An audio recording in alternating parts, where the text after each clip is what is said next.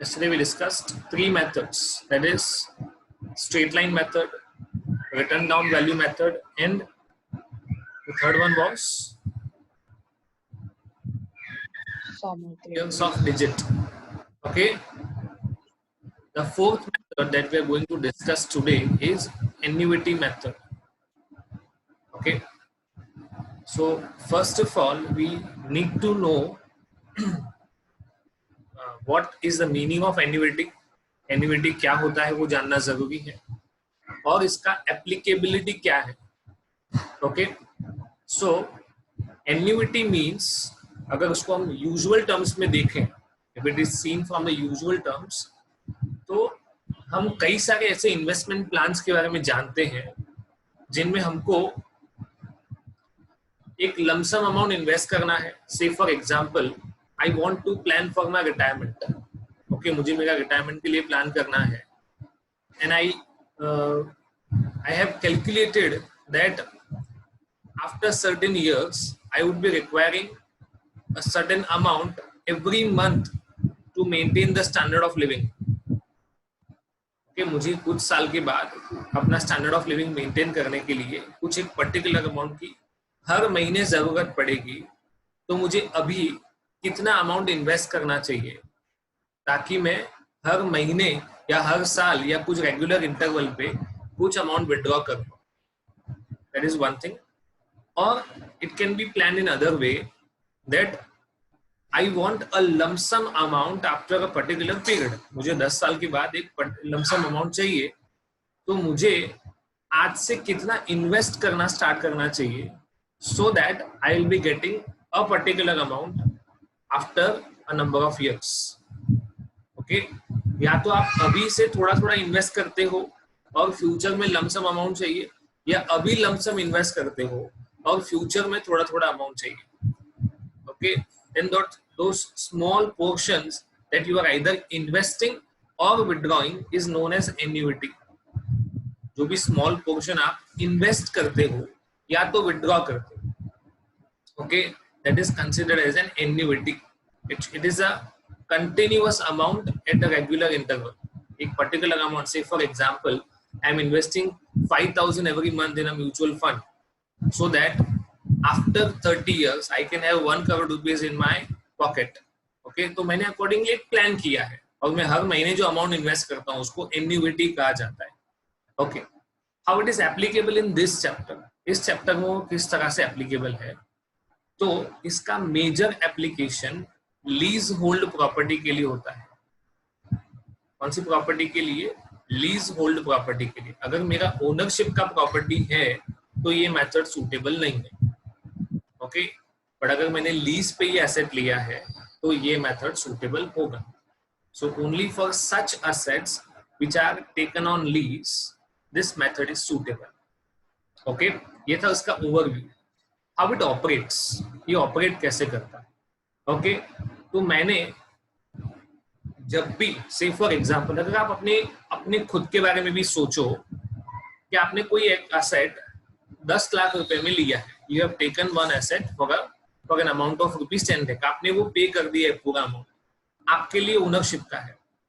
Now someone comes to you and tells you that I want your asset on a lease. मुझे आपका property 5 साल के लिए lease पे चाहिए. तो आपने कहा कि इसका यूजफुल लाइफ ही 5 इयर्स है. ओके, आप इसको 5 इयर्स के लिए लेके जाओगे तो मेरे पास कहां से रहेगा.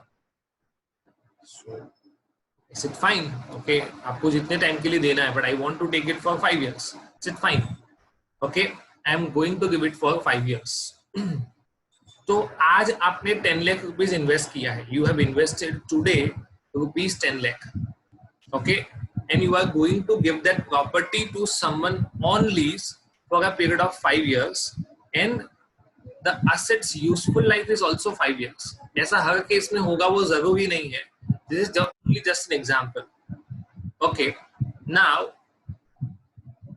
the particular person, the person who comes to you for taking your property on lease, जो आपके पास प्रॉपर्टी लीज पे लेने आया है, उसने बोला कि आपका 10 लाख का वैल्यू का एसेट है ना, तो हर साल में आपको 2-2 लाख रुपए रेंट पे करूंगा, तो आपका 10 लाख रुपए रिकवर हो जाएगा. Will you agree with the same? क्या आप उसकी बात मानोगे? आंसर बताओ। क्वेश्चन समझ में आया सब लोगों को? No sir. फिर से बता देता हूँ। You have taken a property, you have purchased a property worth ₹10 lakh, आपने वो खरीद लिया, जिसका यूजफुल लाइफ 5 इयर्स है। ओके, और अब कोई थर्ड पार्टी आता है आपके पास से वो एसेट लीज पे लेने के लिए। ओके, वो जानता है कि इसकी कॉस्ट 10 लाख रुपए है, तो उसने कहा कि आप मुझे 5 साल के लिए ये एसेट लीज पे दे दो। ओके, मैं आपको हर साल 2-2 लाख रुपए दूंगा या हर महीने कुछ एक अमाउंट दूंगा, जिसकी वजह से 5 साल में वो 10 लाख रुपए हो जाए। चलेगा कि नहीं चलेगा? नहीं चलेगा। नहीं चलेगा। क्यों नहीं चलेगा? क्योंकि हमने 10 लाख इन्वेस्ट किए तो फिर रिटर्न भी तो कुछ मिलना चाहिए ना। ऐसे ही 10 लाख पड़े रहे तो फिर and okay, that is one thing. हाँ, और इसके अलावा और कोई reason? But there is no return and no benefit by giving it on lease. Okay, मतलब वही बात है कि आपने अगर 10 लाख इन्वेस्ट किया है तो आपको कुछ तो बेनिफिट मिलना चाहिए ना।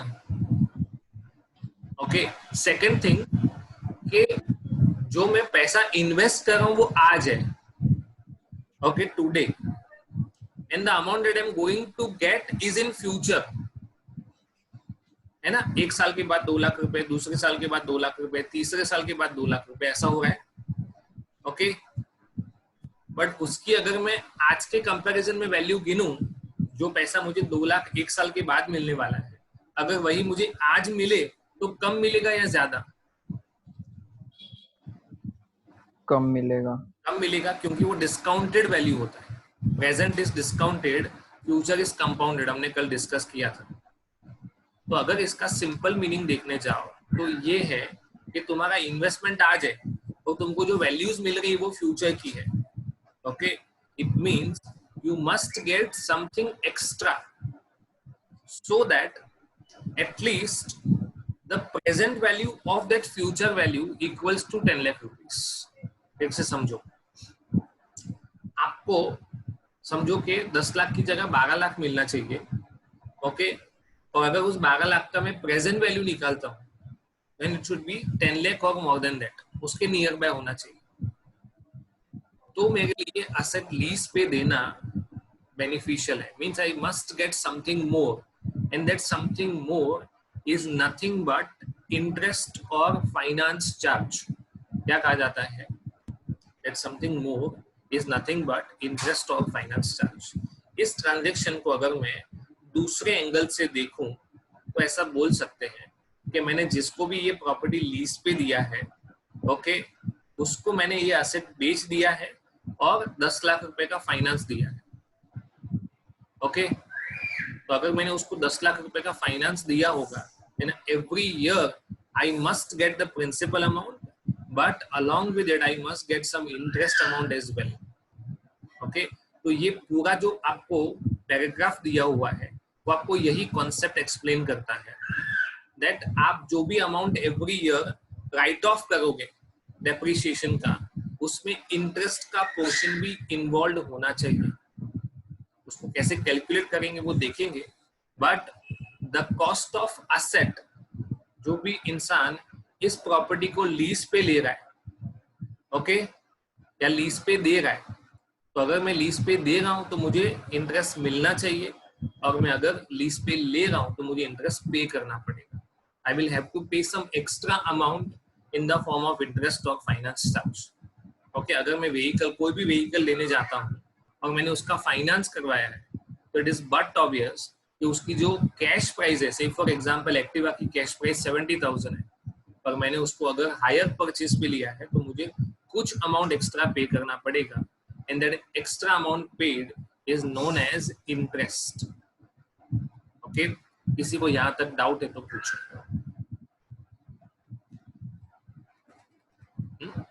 Any doubt? हम जो इसका थ्योरी वो पढ़ते हैं।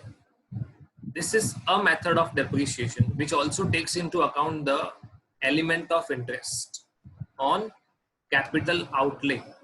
मीन्स योर कैपिटल एक्सपेंडिचर, आपने जो भी कैपिटल एक्सपेंडिचर किया है उस पे एलिमेंट ऑफ इंटरेस्ट भी कंसिडर करना है, and it seeks to write it off the value of asset as well as interest lost over the life of the asset, है ना। अपॉर्चुनिटी कॉस्ट जैसा है कि अगर मैंने 10 लाख रुपए की एसेट खरीदी है, it means I can not go for the next best alternative. मैंने एसेट खरीदा, इसका मतलब मैं कहीं और इन्वेस्ट नहीं कर पाऊंगा, so I have lost that opportunity, जो आपने इकोनॉमिक्स में पढ़ा हुआ है। It assumes that the amount laid out का मतलब होगा paid for acquiring the asset if invested elsewhere would have earned interest. सीधी बात है, अगर मैंने एसेट ना खरीदा होता तो मुझे कुछ और इंटरेस्ट मिल सकता था कहीं और इन्वेस्टमेंट करके। ओके, ऑन दैट बेसिस, मतलब ये इसका बेस बना। Okay, the amount of depreciation to be annually provided, okay, is ascertained from the annuity tables. कौन से टेबल से असर्टेन करना है? Annuity table. आपको स्टैटिस्टिक्स में ये सिखाया जाएगा कि एन्युइटी टेबल कैसे बनाया जाता है या वो कैसे गिना जाता है। Otherwise it is readymade also available, और आपको सीखना चाहिए कि वो कैसे कैलकुलेट होता है। Okay, so the amount of depreciation to be annually provided, कहां से वो असर्टेन किया जाएगा? From the annuity table, to write off each year interest on the capital outlay as well as part of the capital sum. Okay, यहां से समझने जैसा है, at a rate that the whole of the capital sum and interest accruing thereon would be written off। मतलब क्या क्या right of करना है? whole of the capital as well as interest। कौन से फॉर्म में राइट ऑफ करना है? in the form of depreciation। मतलब मैं जो भी राइट ऑफ करने वाला हूँ उसमें प्रिंसिपल अमाउंट भी होगा और इंटरेस्ट अमाउंट भी होगा। Okay, though the amount written off annually is constant, आप जो भी अमाउंट हर साल राइट ऑफ करोगे वो एक सिंगल फिगर होगा, मतलब 10,000 तो 10,000, एवरी ईयर 10,000। ओके, पर उसमें प्रोपोर्शन देखोगे तो पहले इंस्टॉलमेंट में जो पहला डेप्रिसिएशन राइट ऑफ करोगे उसमें इंटरेस्ट ज्यादा और प्रिंसिपल कम होगा, और ग्रेजुअली इंटरेस्ट कम होता जाएगा और प्रिंसिपल बढ़ता जाएगा। और वो हर एक तरह की लोन में होता है। आपने कोई भी टर्म लोन लिया है, होम लोन लिया है, व्हीकल लोन लिया है, पर्सनल लोन लिया है, तो उसमें ऐसा ही होता है कि इनिशियली आपका आउटस्टैंडिंग अमाउंट ज्यादा होता है।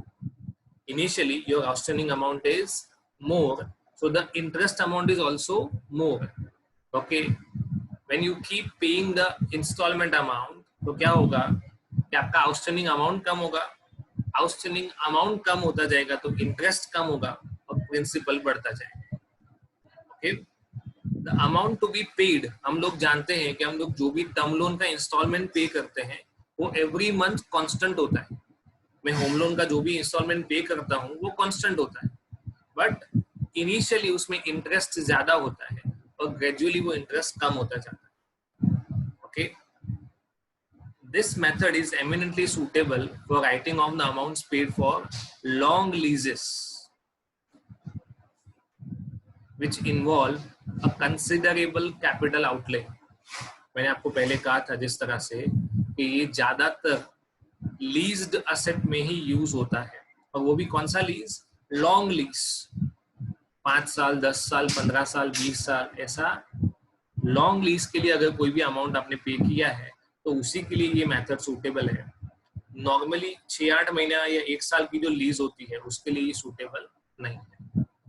ओके, एक एग्जांपल देता हूँ। आप when you are roaming around, okay, कभी भी घूमने निकले हो या मतलब कुछ खाना निकले हो, शॉपिंग करने निकले हो, तो आपको कई सारी जगह पे ऐसे बोर्ड दिखेंगे that this property is available on rent और लीज। देखा ये इस तरह का? यस सर, पढ़ा होगा। ओके, तो लीज में और रेंट में डिफरेंस ये होता है कि लीज, हम देखो अगर मैं रेंट एग्रीमेंट करवाऊंगा ना तो वो 11 महीने का होगा। if it is the rent agreement then it will be for 11 months, but if it is a lease agreement then it will be for more than 11 months और ज्यादातर वो 3 साल 5 साल 7 साल के लिए ही होता है. कभी कभार 30 साल तक भी होता है, 50 साल तक भी होता है, डिपेंड करता है. ओके. ब्रिटिशर्स ने कुछ हमारे नेचुरल रिसोर्सेस जैसे कोई डैम बनाया है या ब्रिज बनाया है, उसको भी लीज पे दे दिया था एक गवर्नमेंट ने दूसरी गवर्नमेंट को, तो 99 इयर्स के लिए दे दिया था. ओके. तो वो अभी तक चल रहा है in at a very less cost. तो lease are of a very long period, but maximum period is 99 years. कितना होता है? 99 इयर्स. हमने जो अभी नया बस स्टैंड देखा है, नया भी अभी तो उसको 4-5 साल हो गए हैं, बट उसके पहले किसी ने देखा था bus stand? May be in your, हाँ, है ना? 100 ईयर्स के लिए लीज पे था. It was of a lease of 100 years. 100 years बोला जाता है, it is 99 years. Okay. On a lease of 99 years. तो उधर जिसकी भी प्रॉपर्टी थी वो उनकी खुद की प्रॉपर्टी नहीं थी, it was taken on lease. Okay. But it was long लीजेस, 99 years. Railway station पे भी जो आपको वो स्टॉल दिखते हैं ना, है ना, वो भी उनके खुद के नहीं होते हैं. That place is also taken on lease. Okay. तो जब भी मैं कोई भी प्रॉपर्टी लॉन्ग लीज के लिए लेता हूँ तो मुझे इनिशियली कुछ एक ज्यादा अमाउंट पे करना पड़ता है. जैसे रेंट एग्रीमेंट में होता है ना कि 2 भाड़े एडवांस दे दो फिर हर महीने रेंट पे करते रहो, ऐसा नहीं होता है. लीज में आपको एटलीस्ट 6 महीने का या 1 साल का भाड़ा एडवांस और हर महीने जो आपको रेंट पे करता रहना है वो तो करते ही रहना होता है. ओके. तो जब भी हम कोई भी प्रॉपर्टी लॉन्ग लीज पे लेते हैं तो there is a considerable capital outlay. Initially आपको कुछ ज्यादा अमाउंट पे करना पड़ता है. Okay. It is not practicable to adopt this method for writing off depreciation of plant and machinery on account of frequent changes in the value of such assets. This should not be used for plant and machinery. तो lease कहाँ पे use होता है इस तरह का? ज्यादातर land and building में. Okay. These type of agreements are more or less used in land and building, or we can say mining assets. Mining assets भी लीज पे ली जाती है. Okay. Now see the entries. What they have done is whatever amount of interest on capital outlay we are going to pay. जैसे मैंने बोला था कि आपको सिर्फ जितने रुपए की एसेट है उतना ही अमाउंट आप पे कर दोगे over a period of 5 years तो नहीं चलेगा, कुछ ज्यादा अमाउंट पे करना पड़ेगा. So that extra amount will go to increase the cost of asset. उससे क्या बढ़ेगा? एसेट का कॉस्ट बढ़ेगा. So asset account debit to interest account. Okay. Then depreciation to be charged, depreciation to be transferred to P&L, and at last interest would be transferred to P&L. Okay. ये हमारा income है. Okay. तो it would be transferred to the credit side of P&L. जो lease पे लेगा उसके लिए cost है, बट जो लीज पे देगा उसके लिए इनकम है. ओके. क्वेश्चन? हाँ बोलो सर. एंट्री समझ नहीं आ रही है, मतलब कि कैसे, मतलब कि entry pass. Just a minute. Question पढ़ो, है ना, फिर एंट्री फिर से समझते हैं. okay? A lease is purchased on 1st April 2012 for 4 years at the cost of 2 lakh. You have purchased a lease. Asset नहीं खरीदा है, एसेट को लीज पे लिया है और आपने कितना इनिशियल आउटले किया है? 2 lakh. It is proposed to depreciate the lease by annuity method, charging 5% interest. A reference to the annuity table, ये आपको हमेशा दिया रहेगा. ये वाला जो पोर्शन है आपको कैलकुलेट करने की जरूरत नहीं होगी. You have taken the asset on lease for 4 years and the rate of interest that is chargeable is 5%. तो अगर हम एन्युइटी टेबल देखते हैं तो कैसा देखा जाएगा? 4 इयर्स का रॉ होगा, है ना, और 5% इंटरेस्ट का कॉलम होगा. 4 ईयर वाला रॉ होगा और 5% इंटरेस्ट वाला कॉलम होगा. वहां पे ये वाला अमाउंट आएगा 0.282012. Okay, this proportion would be multiplied with the cost, and you are supposed to write off 56,402 every year for a period of 4 years. Okay, अगर आप एसेट का कॉस्ट देखोगे तो कितना है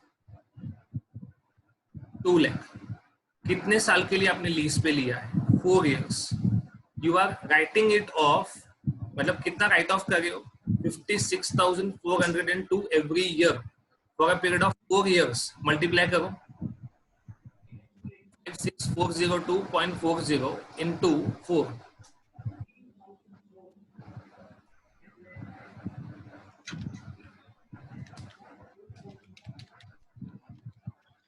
2,25,609 2,25,000 से कुछ ज्यादा अमाउंट आ रहा है.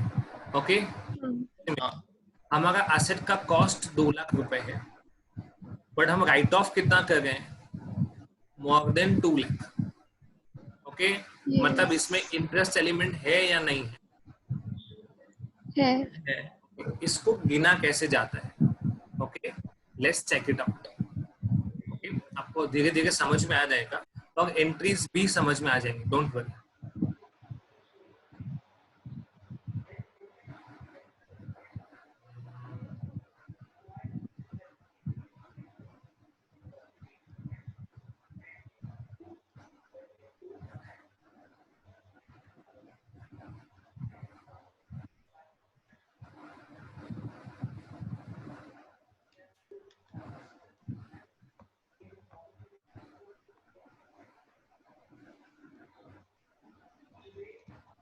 Okay. What is the cost of asset? 2 lakh. Okay. What is the rate of interest being charged? 5%. 5%. And what is the amount of depreciation every year? 56%. पता चलेगा. 4 years and 5% का एन्युटी टेबल देखोगे तो उधर से पता चल जाएगा. ओके, तो एग्जाम में ये अमाउंट ऑलवेज दिया रहेगा. You will not be required to calculate. आप in the beginning of the year किसी को 2 लाख रुपए का लोन देते हो. भूल जाओ कि ये लीज वाला एग्जांपल है.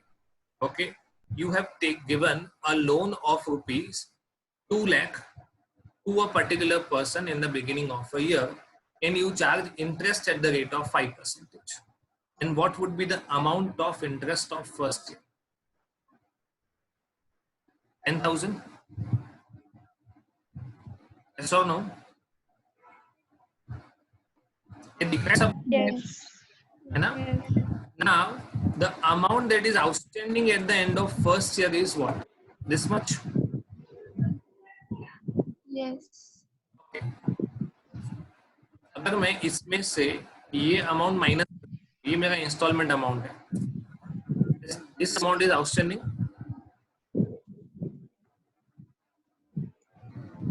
सिंपल है ना. मैंने 2 लाख पे 5% इंटरेस्ट चार्ज किया. Okay, 10,000 interest.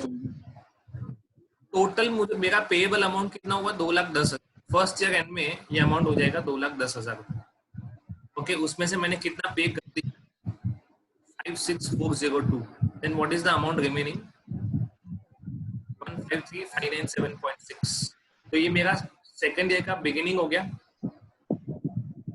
Yes.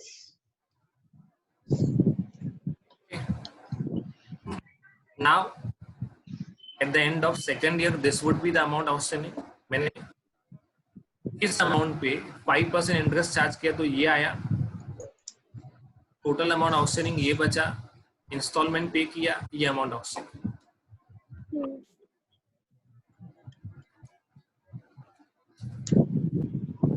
Okay. You can see at the end of the fourth year this amount was outstanding 56,402 और मैंने उतना अमाउंट पे कर दिया तो ऑलमोस्ट नलीफाई हो गया ना. Yes. अभी इसमें से प्रिंसिपल और इंटरेस्ट अलग अलग करते हैं. ओके, ये मेरा टोटल अमाउंट ऑफ ये इंस्टॉलमेंट का अमाउंट है बराबर, और ये इंटरेस्ट का अमाउंट है. सॉरी,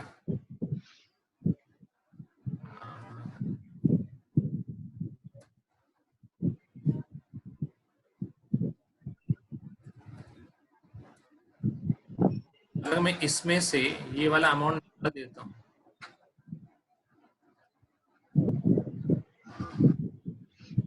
तो ये इंस्टॉलमेंट का अमाउंट है. This is the amount of installment that I am paying.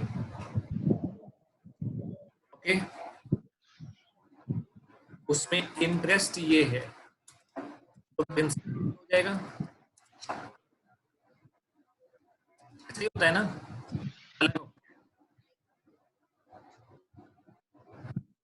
Did you get this? मैंने 2 लाख रुपए का एसेट लीज पे लिया है, वो बात छोड़ दो. I have given a loan of 2 lakh जिस पे 5% इंटरेस्ट लगता है. और मुझे ये वाला अमाउंट डिसाइड करना है. I am supposed to decide this amount so that at the end of 4th year it becomes nil. आप टोटल देखोगे ना, तो ये आया था आपका approximately Yes, sir. 25,600 and something था. मतलब 25,000 रुपये इंटरेस्ट, 2 लाख रुपए प्रिंसिपल, और आपने टोटल अमाउंट इतना पे किया है.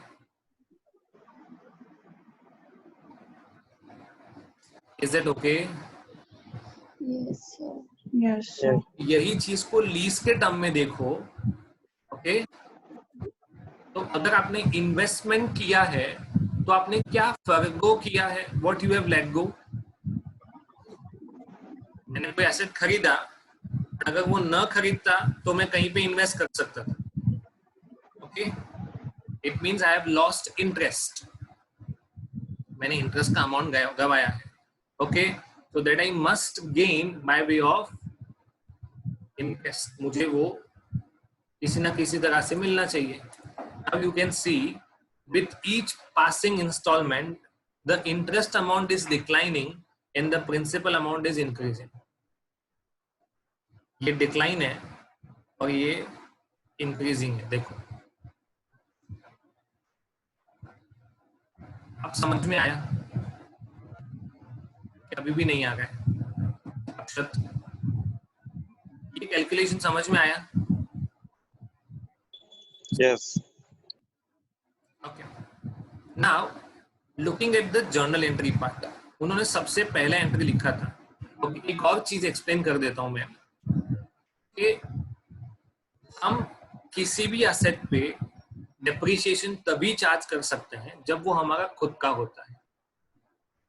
Okay, we can charge depreciation only when it is of my ownership. Okay, in this case the asset is leasehold, मतलब उसका ओनरशिप मेरा नहीं है. ओके, बट फिर भी accounting, I am being very much specific. There are 2 aspects. एक होता है अकाउंटिंग एस्पेक्ट, दूसरा होता है टैक्सेशन एस्पेक्ट.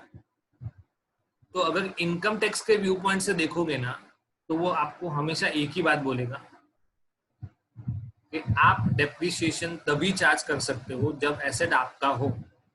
तब तक आप एसेट नहीं, उस पर डेप्रिसिएशन तब तक नहीं चार्ज कर सकते जब तक वो आपका नहीं हो. बट अकाउंटिंग ऐसा कहता है. ओके, हमने जब भी हम पॉलिसीज सिलेक्ट करते हैं, whenever we select accounting policies, तो उसमें हम लोग क्या देखते हैं? प्रूडेंस होना चाहिए, सब्सटेंस ओवर फॉर्म होना चाहिए. ऐसा एक कोई टर्म पढ़ा होगा ना, सब्सटेंस ओवर फॉर्म, कि नहीं? Have you ever studied this type of term, substance over form? मैंने आपको एक चीज बताई थी इस क्वेश्चन को डिस्कशन करते वक्त कि जो मैंने एसेट खरीदा है 10 लाख रुपए का, उसकी यूजफुल लाइफ 5 इयर्स है, और जो मेरे पास से लीज पे लेने आया है वो उसको 5 साल के लिए मांग रहा है. So can't I say that I have substantially sold the asset, इसका ये आउटकम नहीं निकलेगा. लीगली मैंने और सब्सटेंशियली तो बेच दिया है ना. हाँ. ओके, तो उसको बोला जाता है substance over form. Substance over form. Okay, मतलब लीगली वो एसेट मेरा है, पर सब्सटेंशियली वो एसेट मैंने सामने वाले को दे दिया है. अगर इस तरह का कंडीशन प्रूव होता है तो अकाउंटिंग में जो इंसान लीज पे प्रॉपर्टी लेता है ना, वो भी डेप्रिसिएशन चार्ज कर सकता है. ओके, और आपने ऐसा किया भी है. जब भी आप फाइनल अकाउंट का क्वेश्चन करते थे 11th स्टैंडर्ड में, तो आपको कई सारे क्वेश्चन में लीज होल्ड प्रॉपर्टी दिया होता था, उसमें नंबर ऑफ इयर्स स्पेसिफाइड होते थे कि वो यहाँ से यहाँ तक का है और उसमें से कितना टाइम हो चुका है, कितना टाइम नहीं हुआ है. And I hope you remember, ऐसा कुछ दिया होता था ट्रायल बैलेंस में, लीज होल्ड प्रॉपर्टी. तो you were charging depreciation on lease hold property, but वो जो अमाउंट था उसमें इंटरेस्ट का एलिमेंट भी एडेड होगा. Why so? Whenever we are getting any property on lease,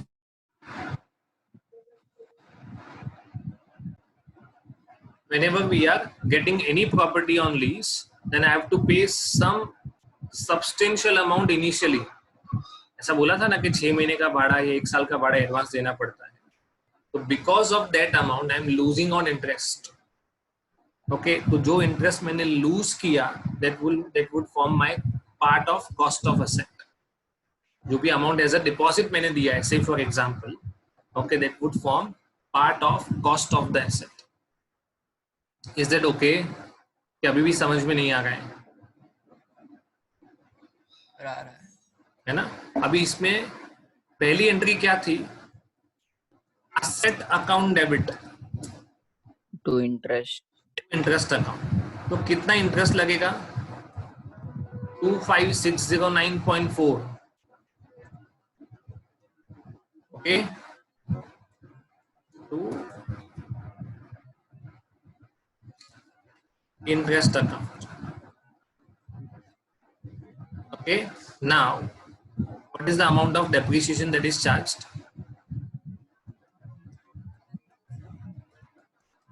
Depreciation account debit every year कितना charge करेंगे? 56402.40 to leasehold asset.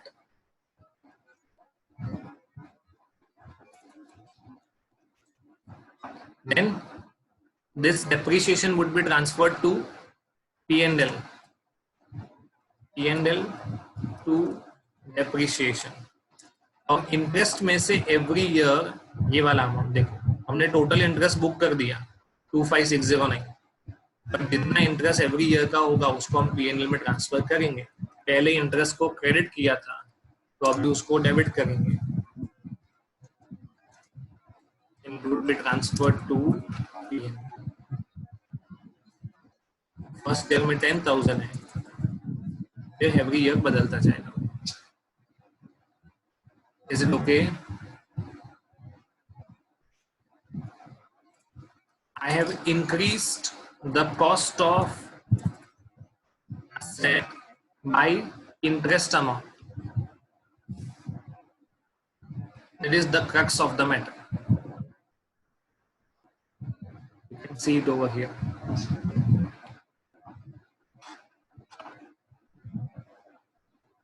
देखो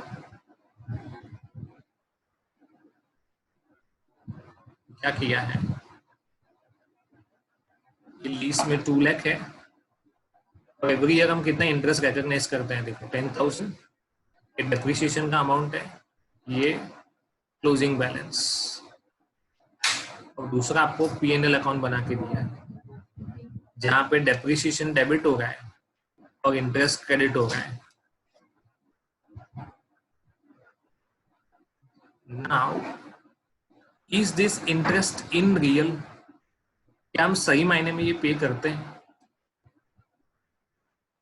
यस और नो? अगर मैंने है तो yes, but lease hold property के केस में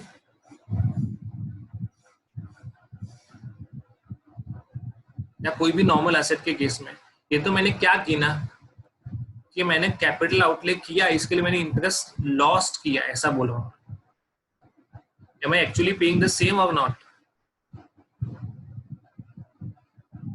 No, sir. We are not actually paying the interest. Okay, it was just a calculation to show. अब अगर आप ये P&L का डेबिट साइड है और ये P&L का क्रेडिट साइड है, ओके, इसका टोटल और इसमें से ये माइनस करोगे, then the effective amount would be 2 lakh only. करके देख,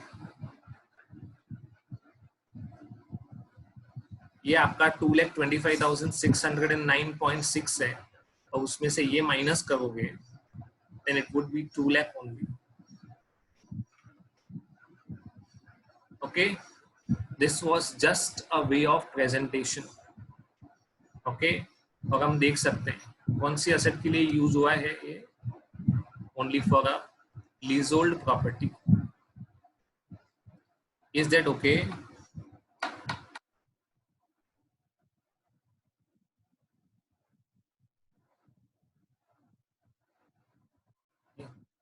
ये समझ में ना आया हो तो फिर से बताओ, नहीं तो आगे वाली मेथड के लिए चलते हैं. सर प्रैक्टिकली, हाँ, सर प्रैक्टिकली सेट नहीं हो रहा है. सेट नहीं हो रहा है अभी. सर एक बार फिर से. एक बार फिर से बताओ, थोड़ा सा कैलकुलेशन, अरे कैलकुलेशन तो समझ में आ गया, पर अभी हाँ. तो मतलब कि सम आया तो फिर सॉल्व कैसे करने का उसमें डिफिकल्ट लगता है. सम में तो कुछ भी नहीं है. देखो इसमें क्वेश्चन तो इतना ही होगा. In the examination also the question would be this much only. Okay, 2 lakh रुपए या कोई भी अमाउंट ऑफ एसेट दिया होगा. ओके, उस पे आपको नंबर ऑफ इयर्स स्पेसिफाइड होगा, रेट ऑफ इंटरेस्ट स्पेसिफाइड होगा. ओके, और उसका ये एन्युइटी वाला अमाउंट दे दिया होगा. So what you need to do with the cost of lease, you are suppose to multiply with the annuity table. आपको एवरी ईयर कितना डेप्रिसिएशन चार्ज करना है वो मिल जाएगा. ओके, इतना ही होगा क्वेश्चन. बट